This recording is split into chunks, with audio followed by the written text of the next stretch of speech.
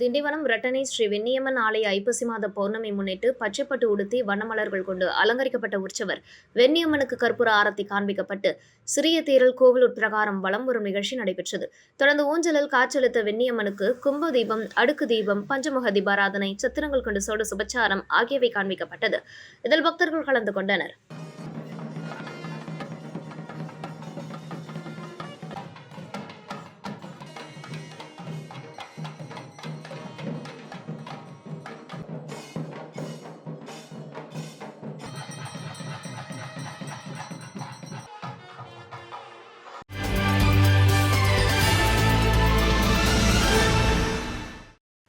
கர்நாடக மாநிலம் பெங்களூருவிலிருந்து புதுச்சேரிக்கு 2 கார்களில் போதைப் பொருட்கள் கடத்தப்படுவதாக விக்கிரவாண்டி காவல் டிஎஸ்பி சரவணனுக்கு ரகசிய தகவல் கிடைத்தது.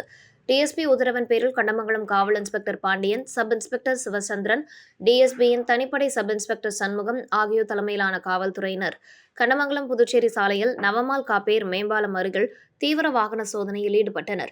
அப்போது விழுப்புரத்திலிருந்து புதுச்சேரி நோக்கி வந்த ராஜஸ்தான் பதிவு எண் கொண்ட 2 கார்களை நிறுத்தி சோதனை மேற்கொண்டனர். அதில் 2 கார்களிலும் தடை செய்யப்பட்ட குட்கா, கூலிப், ஹான்ஸ் உள்ளிட்ட போதைப் பொருட்கள் இருப்பது கண்டுபிடிக்கப்பட்டது. இதனையடுத்து காவல்துறையினர் 2 கார்களையும் பறிமுதல் செய்து காவல் நிலையம் கொண்டு சென்றனர். விசாரணையில் அவர்கள் தெலுங்கானா மாநிலம் ஹைதராபாத் நாம்பள்ளி பகுதியைச் சேர்ந்த பூர்மால் ஜி மகன் விஜயகுமார், ராஜஸ்தான் மாநிலம் பூனாசா பகுதியைச் சேர்ந்த ஹமிஷ் ஹாஜி மகன் ஹக்கீம் மற்றும் ராஜஸ்தான் மாநிலம் ரபாரிவாஸ் பகுதியைச் சேர்ந்த அந்தர்லால் மகன் நிலேஷ்குமார் என்பதும் இவர்கள் மூவரும் கர்நாடக மாநிலம் பெங்களூருவிலிருந்து புதுச்சேரிக்கு 2 கார்களில் 58 மூட்டைகளில் 476 கிலோ மதிப்புள்ள போதைப் பொருட்களை கடத்தி வந்தது தெரியவந்தது. இதனையடுத்து 3 பேரையும் கைது செய்த காவல்துறையினர் அவர்களிடமிருந்து ரூபாய் 7 லட்சம் மதிப்புடைய போதைப் பொருட்கள் மற்றும் கடத்தலுக்கு பயன்படுத்திய 2 கார்களை பறிமுதல் செய்தனர். இதுகுறித்து கண்டமங்கலம் காவல்துறையினர் வழக்கு பதிவு செய்து மூவரையும் விழுப்புரம் நீதிமன்றத்தில் ஆஜர்படுத்தி சிறையில் அடைத்தனர்.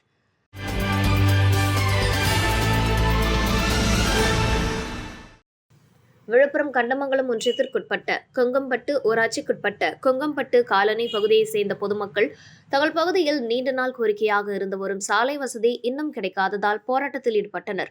பலமுறை கோரிக்கை வைத்தும் அரசு மற்றும் வட்டார வளர்ச்சி அலுவலகம் இதற்கான நடவடிக்கை எடுக்காததால் மக்கள் சாலை மறியலில் ஈடுபட்டனர். சுமார் 1 மணி நேரத்திற்கு மேலாக நடைபெற்ற இந்த சாலை மறியலின் காரணமாக போக்குவரத்து தற்காலிகமாக பாதிக்கப்பட்டது. தகவல் அறிந்து விரைந்து வந்து வளவனூர் காவல்துறையினர் பொதுமக்களிடம் பேச்சுவார்த்தை நடத்தினர். பின்னர் சம்பவம் குறித்து கண்டமங்கலம் வட்டார வளர்ச்சி அலுவலகத்துக்கு தகவல் தெரிவிக்கப்பட்டது. அதன் பின்னர் அங்கு வந்த வட்டார வளர்ச்சி அலுவலர் அவர்களிடம் மக்கள் வாக்குவாதத்தில் ஈடுபட்டனர். இதையடுத்து விழுப்புரம் தனி வட்டாட்சியர் சம்பவ இடத்திற்கு வந்து பேச்சுவார்த்தை நடத்தினார். அந்த பேச்சுவார்த்தையில் சாலை வசதி விரைவில் செய்து தரப்படும் என உறுதியளிக்கப்பட்டதை தொடர்ந்து மக்கள் தங்களின் போராட்டத்தை கைவிட்டு அமைதியாக கலைந்தனர்.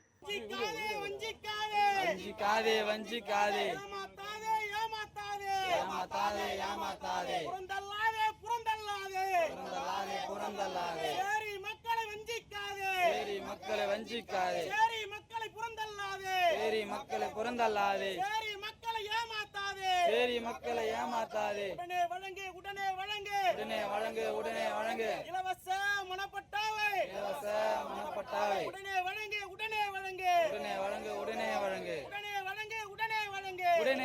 உடனே வழங்கு. நடவடிக்கை எடு. மாவட்ட நிர்வாகம் நடவடிக்கை எடு.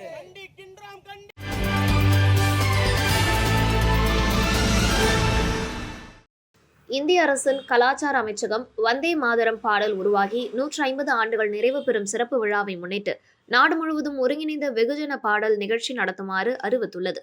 இதற்கிணங்க காரைக்கால் மாவட்ட நிர்வாகம் சார்பில் மாவட்ட ஆட்சியர் அலுவலக வளாகத்தில் வந்தே மாதரம் 150ஆம் ஆண்டு விழா நிகழ்ச்சி மாவட்ட ஆட்சியர் ரவி பிரகாஷ் தலைமையில் நடைபெற்றது. இந்த நிகழ்ச்சியில் வந்தே மாதரம் பாடலை ஒருமித்த குரலில் பாடுதல் மற்றும் தேசபக்தி பாடல்கள் இசைக்கப்பட்டது. இந்த நிகழ்வில் அனைவரும் கலந்து கொண்டு வந்தே மாதரம் பாடலை ஒருமித்த குரலில் பாடினர். மேலும் இந்நிகழ்வில் துணை மாவட்ட ஆட்சியர் செந்தில்நாதன், வெங்கடகிருஷ்ணன், உள்ளாட்சித்துறை துணை இயக்குநர் சுபாஷ், குடிமைப்பொருள் வழங்கல் மற்றும் நுகர்வோர் விவகாரங்கள் துறை துணை இயக்குநர் சச்சிதானந்தம், நலவழித்துறை துணை இயக்குநர் டாக்டர் சிவராஜ்குமார், செய்தி மற்றும் விளம்பரத்துறை உதவி இயக்குநர் முனைவர் குலசேகரன், மேல்நிலைக் கல்வி துணை இயக்குநர் ஜெயா, மீன்வளத்துறை துணை இயக்குநர் நடராஜன், வேளாண்துறை கூடுதல் இயக்குநர் கணேசன், ஆட்சியர் செயலர் பக்கிரிசாமி, தாசில்தார்கள், ஆட்சியர் அலுவலக கண்காணிப்பாளர்கள், அதிகாரிகள், ஊழியர்கள், பொதுமக்கள் கலந்து கொண்டனர்.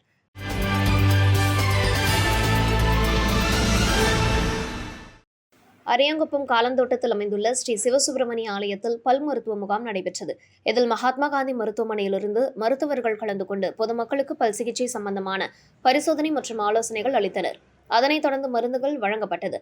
இதில் அரியாங்குப்பம் மேற்கு பகுதிக்குட்பட்ட காலந்தோட்டம், கோட்டைமேடு, பிசிபி நகர், அம்பேத்கர் நகர், அருந்ததிபுரம், அன்னை நகர் மற்றும் பெரியரிச்சம்பாளையம் கிராம பொதுமக்கள் கலந்து கொண்டு பயன்பெற்றனர். இந்நிகழ்ச்சியை வில்லியனூரை சேர்ந்த கஸ்தூரிபா அரசு பெண்கள் கல்லூரி, சூரியோதய் தொண்டு நிறுவனம் மற்றும் கோவில் நிர்வாக குழு ஏற்பாடு செய்திருந்தனர். கோவில் நிர்வாக குழு தலைவர் செல்வம் முன்னிலை வகித்தார். மருத்துவர் ஏஞ்சலினா, துணை பேராசிரியர் அபிராமன், முனைவர் ஜெயராஜன் உடனிருந்தனர்.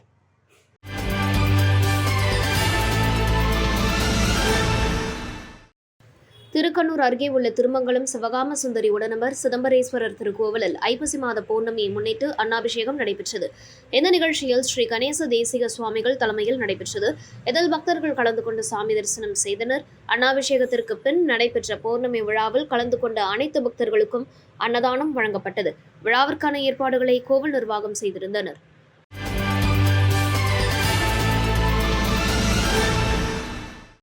திருவண்டார்கோவில் அரசு பெண்கள் மேல்நிலைப் பள்ளியில் 6ஆம் வகுப்பு முதல் 9ஆம் வகுப்பு வரை பயிலும் 240 மாணவர்கள் ஒன்றிணைந்து தமிழ் மொழி கண்காட்சியை நடத்தினர். நிகழ்ச்சியை துணை முதல்வர் மோகனாம்பா தலைமை தாங்கி கண்காட்சியை தொடங்கி வைத்தார். தலைமை ஆசிரியர் நிம்மி மாணவர்களின் திறன்களை எடுத்துக் கூறி வாழ்த்துரை வழங்கினார்.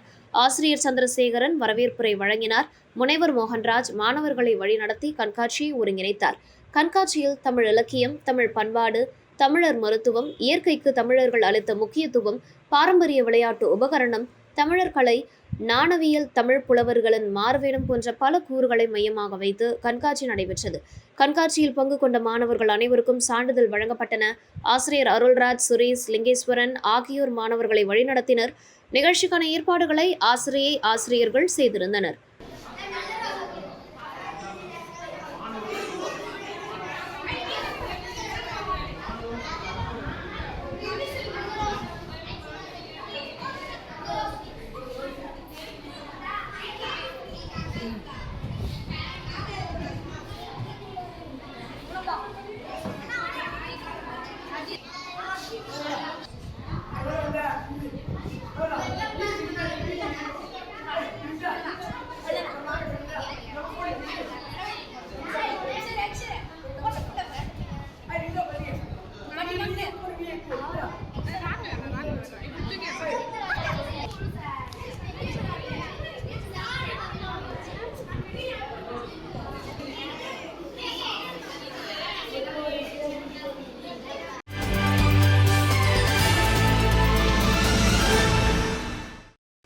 புதுச்சேரி செவிலிய அதிகாரிகள் சங்கத்தின் சார்பில் புதுச்சேரி அரசு பொது மருத்துவமனையில் வாயர் கூட்டம் நடைபெற்றது. இந்த கூட்டத்திற்கு சங்கத்தின் அமைப்பு செயலாளர் சங்கீதா தலைமை தாங்கினார். சங்கத்தின் செயலாளர் ஹரிதாஸ் ஆகியோர் முன்னிலை வகித்தனர். அரசு ஊழியர் சம்மேளனத்தின் பொதுச் செயலாளர் முனுசாமி கலந்து கொண்டு விளக்க உரையாற்றினார். கூட்டத்தில் அரசு மருத்துவமனைகளில் நிலவும் செவிலியர் பற்றாக்குறை, 100க்கும் மேற்பட்ட காலி பணியிடங்கள், அவற்றை உடனடியாக நிரப்ப வேண்டியதன் அவசியம் மற்றும் சுகாதார பணியாளர்களின் பணிச்சுமை அதிகரித்திருப்பது போன்ற பிரச்சினைகள் குறித்து விரிவாக பேசப்பட்டது. மேலும் SNO பதவிகள் நிரப்பப்பட்டதையும் சங்கம் சார்பில் வரவேற்றாலும் அவர்களுக்கு அடுத்து உத்தரவு பிறப்பிக்கும் வரையில் செவிலிய அதிகாரிகள் பணிகளை மேற்கொள்ள வேண்டும் என்ற உத்தரவை கண்டித்து அதை அரசு திரும்பப் பெற வேண்டும் என்றும் கோரப்பட்டது. அதேபோல் தற்போது பணியாளர் பற்றாக்குறை நிலையில் புதிய வார்டுகள் மற்றும் பிரிவுகள் திறப்பதை நிறுத்தி முதலில் காலியாக உள்ள பணியிடங்களை நிரப்ப வேண்டும் என்றும் வலியுறுத்தப்பட்டது. இடமாற்றம் கொள்கை ஆணையை நடைமுறையில் கொண்டு வரப்பட வேண்டும் என்றும் சங்கம் வலியுறுத்தியது. மேலும் PGNOA முன்வைத்துள்ள ஊழியர்கள் நலன் சார்ந்த அனைத்து கோரிக்கைகளும் ஏற்கனவே சுகாதாரத்துறைக்கு கடிதமாக சமர்ப்பிக்கப்பட்டு உள்ளன. எனவே சுகாதார இயக்குநர் அவர்கள் உடனடியாக பேச்சுவார்த்தை மூலம் தீர்வு காண முன்வர வேண்டும் என கூட்டத்தில் கேட்டுக் கொள்ளப்பட்டது. நிறைவாக சங்கத்தின் அமைப்பு செயலாளர் செல்வி நன்றி தெரிவித்தார். இந்த வாயர் கூட்டத்தில் பல்வேறு பிரிவுகளில் பணிபுரியும் செவிலியர்கள் சங்க உறுப்பினர்கள் மற்றும் மருத்துவமனை ஊழியர்கள் கலந்து கொண்டனர்.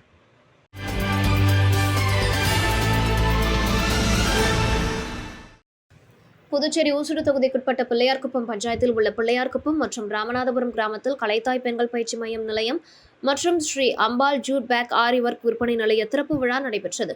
இவ்விழாவில் வட்டார வளர்ச்சி அலுவலகத்தை சார்ந்த இணை வட்டார வளர்ச்சி அதிகாரி கலைமதி கலந்து கொண்டு ரிப்பன் வெட்டி குத்து விளக்கேற்றி திறந்து வைத்தார். இந்நிகழ்ச்சியில் கிராம சேவக் முருகையன், சாந்தமூர்த்தி, சமூக வல்லுநர்கள், கணக்காளர், PLF மற்றும் EC உறுப்பினர்கள், PLF நிர்வாகிகள், பணியாளர்கள் கலந்து கொண்டனர். நிகழ்ச்சியின் நிறைவாக விழாவில் கலந்து கொண்ட அனைவருக்கும் கலைத்தாய் தையல் பயிற்சி மையத்தின் நிறுவனர் சாந்தி நன்றி கூறினார்.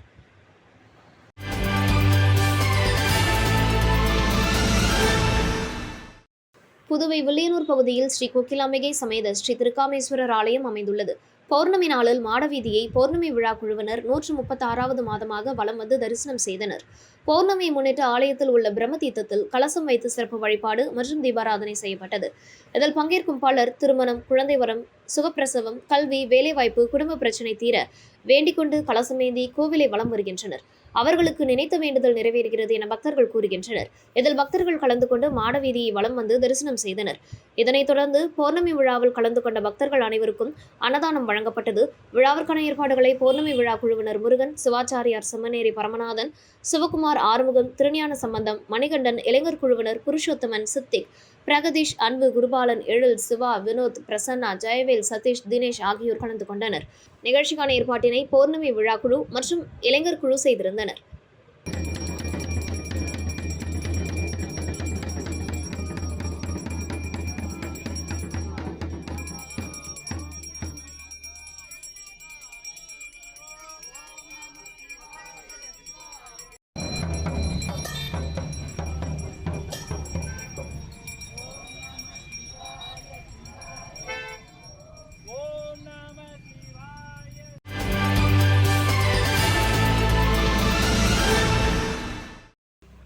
ஒவ்வொரு வருடமும் ஐப்பசி மாதம் வரும் பௌர்ணமி அன்று அனைத்து சிவன் கோவில்களிலும் அன்னாபிஷேகம் நடைபெறுவது வழக்கம். ஐப்பசி மாதம் வரும் பௌர்ணமி நாளில் அரிசியை அன்னமாக மாற்றி சிவலிங்கத்திற்கு மேல் வைத்து அன்னாபிஷேகம் செய்தால் ஆண்டு முழுவதும் உணவு பஞ்சமில்லாமல் சகல நன்மைகளும் கிடைக்கும் என்பது ஐதீகம். அந்த வகையில் இந்த வருட ஐப்பசி மாத பௌர்ணமி தினத்தில் புதுச்சேரி கோவிந்தசாலை ஜெயராம் ஹோட்டல் எதிரே கல்வி பங்களாவில் அமைந்துள்ள ஸ்ரீ துலுக்கானத்தம்மன் உடனுரை ஸ்ரீ கம்பீஸ்வரர் ஆலயத்தில் ஐப்பசி மாத பௌர்ணமியை முன்னிட்டு அன்னாபிஷேகம் நடைபெற்றது. தொடர்ந்து சிவபெருமானுக்கு காய்கனி, அன்னம் உள்ளிட்ட பல விதங்களில் அலங்காரம் செய்யப்பட்டு மகாதீபாராதனை காண்பிக்கப்பட்டது. தொடர்ந்து இந்த பூஜையில் கலந்து கொண்ட அனைவருக்கும் பிரசாதம் வழங்கப்பட்டது. இந்த அன்னாபிஷேகத்திற்கான ஏற்பாடுகளை ஆலய நிர்வாகிகள் செய்திருந்தனர்.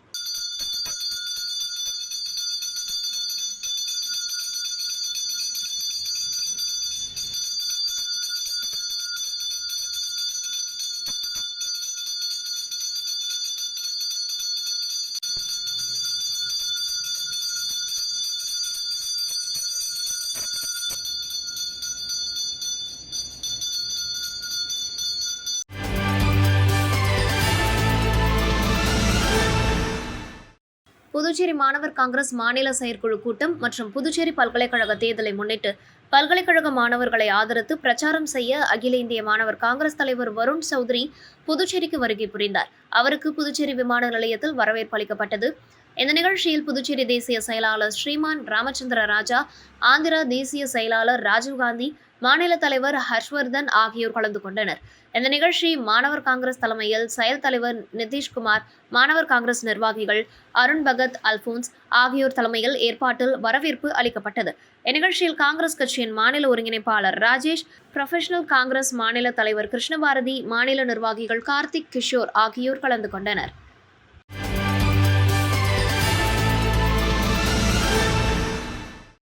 மத்திய அமைச்சரவை கடந்த அக்டோபர் மாதம் 8வது ஊதிய குழுவை அமல்படுத்த ஒப்புதல் அளித்து அரசு இதழிலும் வெளியிட்டுள்ளது.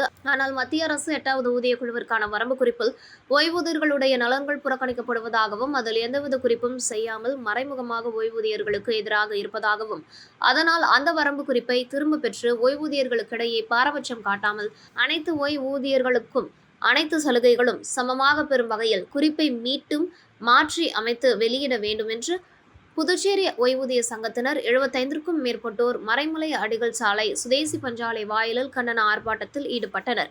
அப்போது அவர்கள் தங்களின் கோரிக்கைகளை வலியுறுத்தி மத்திய அரசுக்கு எதிராக கோஷங்கள் எழுப்பினர். போராட்டத்திற்கு தலைவர் நடராஜன் தலைமை தாங்கினார். பொதுச் செயலாளர் ராதாகிருஷ்ணன், PPAவின் தலைவர் சண்முகம், ஓய்வூதிய சங்க பொறுப்பாளர் கலியமூர்த்தி மற்றும் ராமகிருஷ்ணன், சங்க பொறுப்பாளர் சிவகுமார், அன்பழகன் மற்றும் கலைமாமணி டாக்டர் நமச்சிவாயம் உள்ளிட்டோர் கலந்து கொண்டனர். திருத்தம் செய்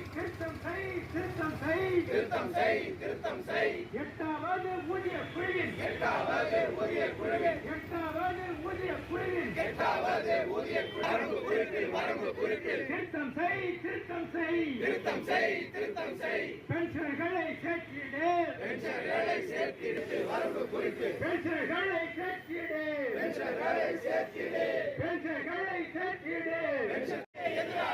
வேலிடேஷன் அமெண்ட்மென்ட்டை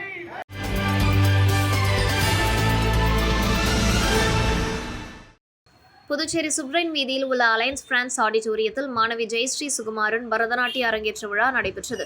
விழாவில் மாணவியின் குரு கலைமாமணி கிருத்திகா ரவிச்சந்திரன், அக்ஷயா ஆர்ட் இயக்குனர் வினேஷ் மகாதேவன், ஸ்ரீ அக்ஷயா நாட்டியாலயாவின் இயக்குனர் ஜெயஸ்ரீ நாராயணன், ஸ்ரீ சரவணன் நாட்டியாலயாவின் இயக்குனர் கலைமாமணி சரவணன் உள்ளிட்டோர் கலந்து கொண்டனர். மேலும் இந்த நிகழ்ச்சியில் மாணவியின் பெற்றோர், உறவினர்கள், பார்வையாளர்கள், பொதுமக்கள் கலந்து கொண்டு மாணவியின் பரதநாட்டிய சலங்கை பூஜையை ரசித்தனர். தொடர்ந்து ஜெயஸ்ரீ சுகுமாருக்கு நினைவு பரிசுகள் மற்றும் சான்றிதழ் வழங்கி கௌரவிக்கப்பட்டது. தொடர்ந்து மிருதங்கம், வாய்ப்பாடு உள்ளிட்ட இசை கலைஞர்களுக்கும் சிறப்பு செய்யப்பட்டது.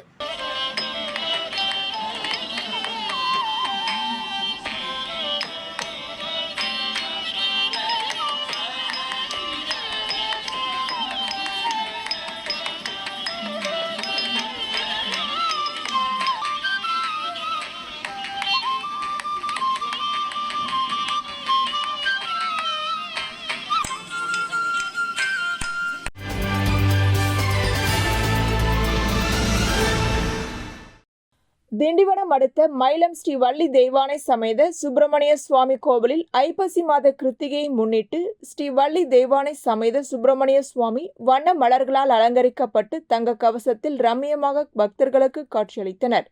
தொடர்ந்து மகா தீபாராதனை, சத்திரங்கள் கொண்டு சோடச உபச்சாரங்கள், கும்பதீபம், பஞ்சமுக தீபாராதனை, கற்பூர ஆரத்தி ஆகியவை காண்பிக்கப்பட்டன. உட்பிரகாரம் வந்து வெள்ளி நாக வாகனத்தில் எழுந்தருளினர். தொடர்ந்து வெள்ளி நாக வாகனத்தில் மலைமேல் வலம் வந்த அழகன் முருகன் வள்ளி தெய்வானையுடன் பக்தர்களுக்கு காட்சியளித்தார். இதில் பக்தர்கள் கலந்து கொண்டு சுவாமி தரிசனம் செய்தனர்.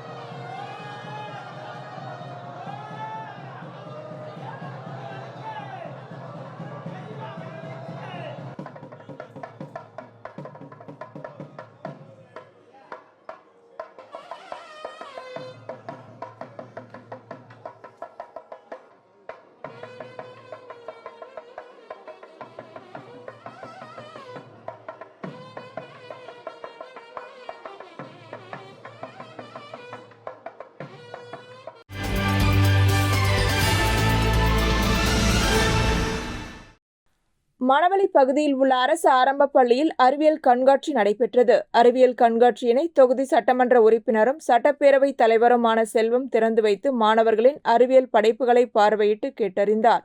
அறிவியல் கண்காட்சியில் முன் மழலையர் முதல் 5ஆம் வகுப்பு வரை உள்ள பள்ளி மாணவர்களின் 204 அறிவியல் படைப்புகள் காட்சிப்படுத்தப்பட்டன. இந்த அறிவியல் கண்காட்சியில் பள்ளி கல்வித்துறை வட்டம் 3 துணை ஆய்வாளர் வாஞ்சிநாதன், பள்ளி தலைமை ஆசிரியர் சாந்தா, ஆசிரியர்கள் மற்றும் அப்பகுதி முக்கிய பிரமுகர்கள் தனுசு, கோவில் நிர்வாக அதிகாரி செழியன், தங்கதுரை, ஐயனார் மற்றும் பெற்றோர்கள் கலந்து கொண்டு மாணவர்களின் அறிவியல் படைப்புகளை கண்டு ரசித்தனர். அறிவியல் கண்காட்சிக்கான ஏற்பாடுகளை பள்ளி ஆசிரியர்கள் செய்திருந்தனர்.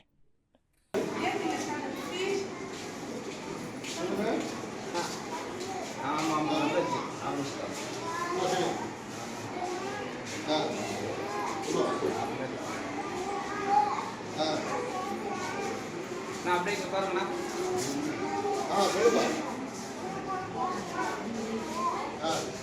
இங்க பாருங்கண்ணா. சூப்பர்.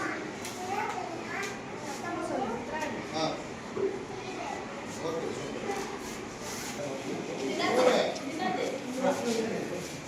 சொல்லுங்க. சொல்லுங்க.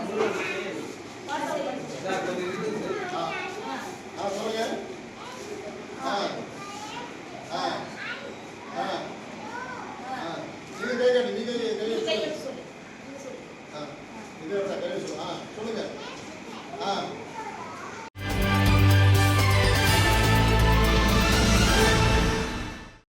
கல்வி அமைச்சகத்தின் கீழ் செயல்படும் ஆரோவில் அறக்கட்டளை இந்திய அரசின் தலைமையில் நாடு முழுவதும் நடைபெற்ற வந்தே மாதரம் பாடலின் 150ஆம் ஆண்டு விழாவில் இணைந்தது.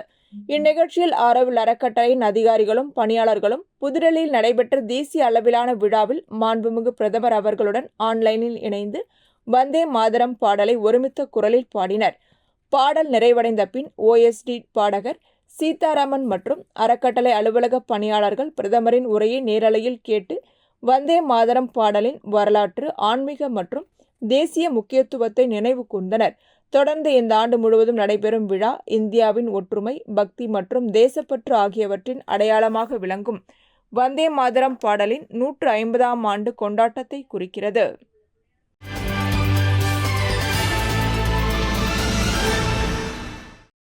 மிஷன் வீரமங்கை திட்டத்தின் ஒரு பகுதியாக பெண் மாணவிகளுக்கான தற்காப்பு கலை பயிற்சி நிகழ்ச்சிகள் காரைக்கால் மாவட்ட காவல் மற்றும் ஊர்காவல் படையை சேர்ந்த அதிகாரிகளால் நடத்தப்பட்டன.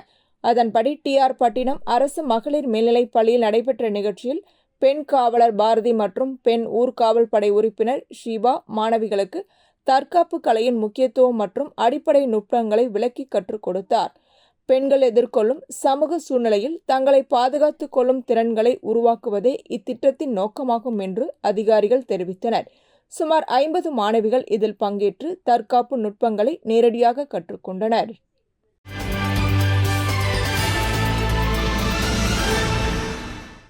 மழைக்காலம் தொடங்கியுள்ளதால் புதுவை முழுவதும் கொசுக்கள் உற்பத்தியாகியுள்ளது. கொசுக்கடியால் மக்கள் பல்வேறு நோய்களால் பாதிக்கப்பட்டு அவதிப்பட்டு வருகின்றனர். இந்நிலையில் மாநிலம் முழுவதும் கொசு மருந்து தெளிக்க வலியுறுத்தி அதிமுக தொண்டர்கள் உரிமை மீட்பு குழு சார்பில் குயவர்பாளையம் ஆரம்ப சுகாதார நிலைய வளாகத்தில் அமைந்துள்ள மலேரியா துணை இயக்குநர் அலுவலகத்தை முற்றுகையிடும் நூதன போராட்டம் நடைபெற்றது. போராட்டத்திற்கு உரிமை மீட்பு குழு மாநில செயலாளர் ஓம்சக்தி சேகர் தலைமை வகித்தார். போராட்டத்தில் ஈடுபட்டவர்கள் கொசு வலையை முகத்தில் போர்த்தியும் கொசு ஒழிப்பு பேட்டை கையில் ஏந்தியபடியும் ஒழித்திடு ஒழித்திடு, கொசுக்களை ஒழித்திடு, அடித்திடு அடித்திடு, கொசு மருந்து அடித்திடு என கோஷம் எழுப்பினர். தொடர்ந்து திட்ட அதிகாரி முருகனை சந்தித்து மாநிலம் முழுவதும் கொசு மருந்து தெளிக்க நடவடிக்கை எடுக்க வேண்டும் என கோரிக்கை மனு அளித்தனர்.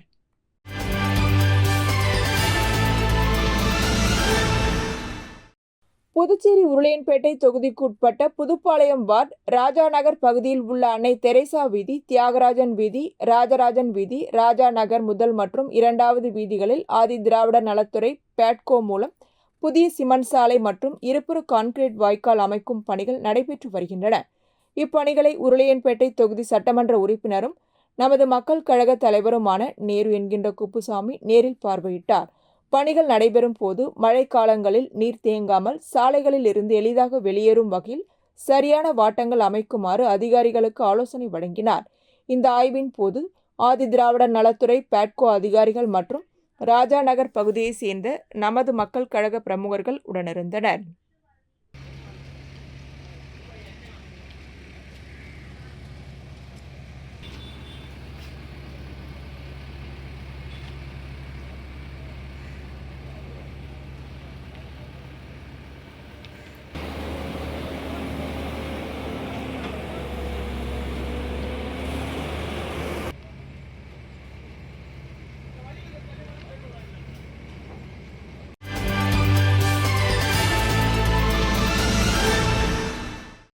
புதுச்சேரி அரசு கலை பண்பாட்டுத்துறை சார்பில் வந்தே மாதரம் தேசபக்தி பாடலின் 150ஆம் ஆண்டு விழா கம்பன் கலையரங்கத்தில் கொண்டாடப்பட்டது. துணைநிலை ஆளுநர் கைலாசநாதன் விழாவினை தொடங்கி வைத்தார். முதலமைச்சர் ரங்கசாமி விழாவிற்கு தலைமை தாங்கினார். விழாவில் சட்டப்பேரவைத் தலைவர் செல்வம், அமைச்சர்கள் நமச்சிவாயம், திருமுருகன், சட்டப்பேரவை துணைத் தலைவர் ராஜவேலு, நாடாளுமன்ற மாநிலங்களவை உறுப்பினர் செல்வகணபதி, சட்டமன்ற உறுப்பினர் அனிபால் கெனடி, தலைமை செயலர் டாக்டர் சரத் சௌகான், அரசு செயலர்கள் கிருஷ்ணமோகன் உப்பு, முத்தம்மா, ஸ்மிதா, பங்கஜ் குமார் ஜா, கேசவன், முகமது ஹசன் ஆபித், விக்ராந்த் ராஜா சௌத்ரி, முகமது யாசின், துறை இயக்குனர் முரளிதரன் ஆகியோர் கலந்து கொண்டனர். விழா மேடையில் அமைக்கப்பட்டிருந்த பிரம்மாண்ட திரையில் வந்தே மாதரம் தேசபக்தி பாடல் இசைக்கப்பட அனைவரும் வந்தே மாதரம் பாடலை பாடினர். இதனைத் தொடர்ந்து காவல்துறை இசைக்குழுவினர் மற்றும் பல்வேறு இசைக்குழுவினரின் வந்தே மாதரம் மற்றும் தேசபக்தி பாடல்கள் இசைக்கப்பட்டன. முன்னதாக புதுடெல்லி இந்திரா காந்தி உள்விளையாட்டு அரங்கில் நடைபெற்ற விழாவில் பிரதமர் நரேந்திர மோடி பங்கேற்று வந்தே மாதரம் பாடலில் நினைவு அஞ்சல் தலையையும் நாணயத்தையும் வெளியிட்டு உரையாற்றிய நிகழ்ச்சி நேரடியாக ஒளிபரப்பப்பட்டது.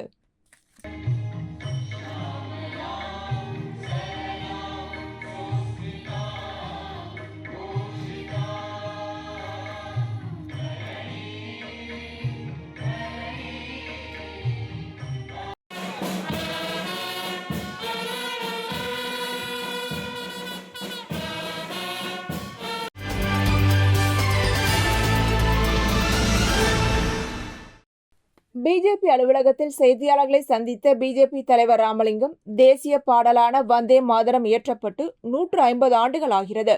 அதனை கொண்டாடும் வகையிலும் வருங்கால சந்ததியினரிடம் கொண்டு செல்லும் வகையிலும் புதுச்சேரி கடற்கரை சாலை காந்தி திடலில் வந்தே மாதரம் 150 என்ற வாசகத்துடன் முழு பாடலும் பாடப்பட உள்ளது.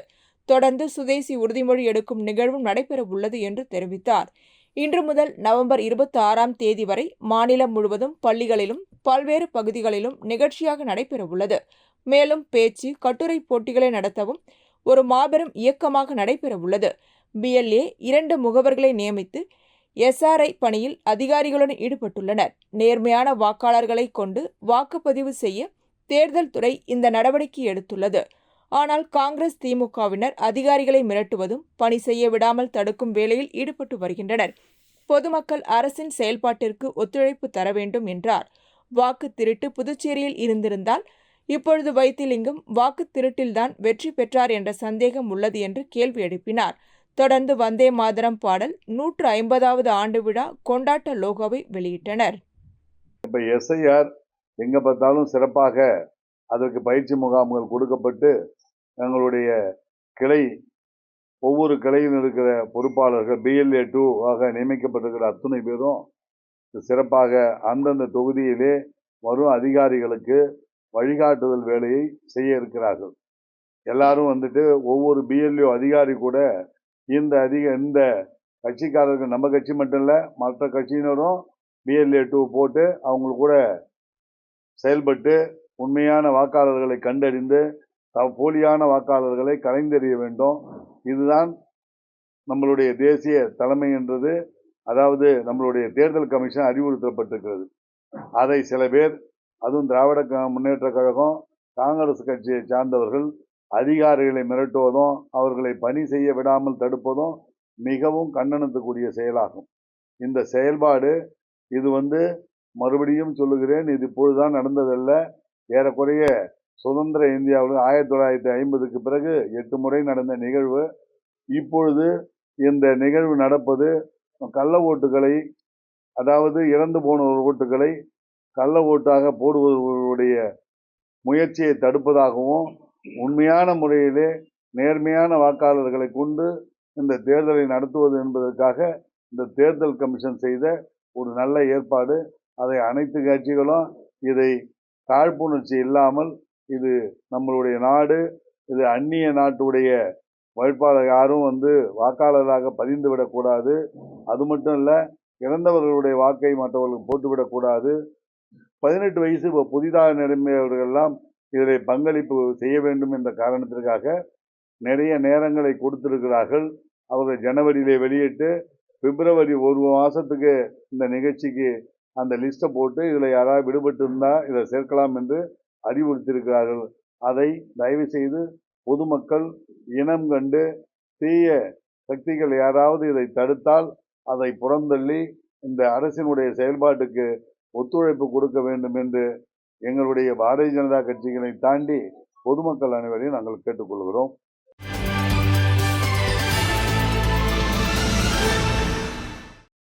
புதுவை அரசின் போக்குவரத்து கழகம் சார்பில் தனியார் பங்களிப்புடன் ரூபாய் 23 கோடியில் 25 எலக்ட்ரிக் பேருந்துகள் இயக்கப்படுகிறது.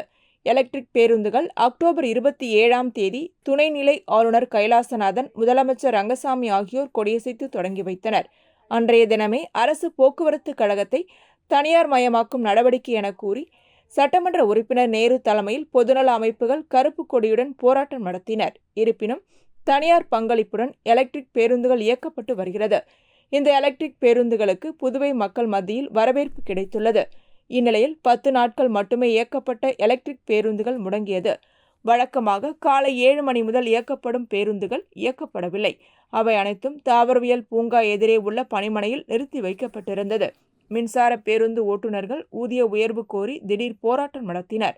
அவர்கள் தங்களுக்கு சம்பளம் ரூபாய் 21,000 வழங்குவதாக அறிவித்தாலும் பிடித்தம் போக ரூபாய் 17,000 மட்டும்தான் கிடைக்கும். அதோடு தினப்படியும் வழங்குவதில்லை. இதனால் சம்பளத்தை ரூபாய் 25,000 உயர்த்தி வழங்க வேண்டும் என போர்க்கொடி உயர்த்தியுள்ளனர். இதனையடுத்து காலை 5 மணி முதல் எலக்ட்ரிக் பேருந்துகள் இயக்கப்படவில்லை. அவர்களுடன் நிர்வாக தரப்பில் பேச்சுவார்த்தை நடத்தினர். நீண்ட நேர பேச்சுவார்த்தைக்கு பின்னர் உடன்பாடு ஏற்பட்டது. இதனையடுத்து ஓட்டுநர்கள் நடத்துனர்கள் பணிக்கு திரும்பினர்.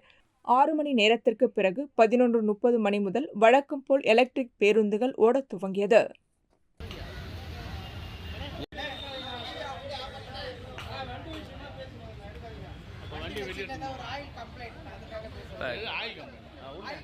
நல்ல வண்டிக்குமா நம்பணும்.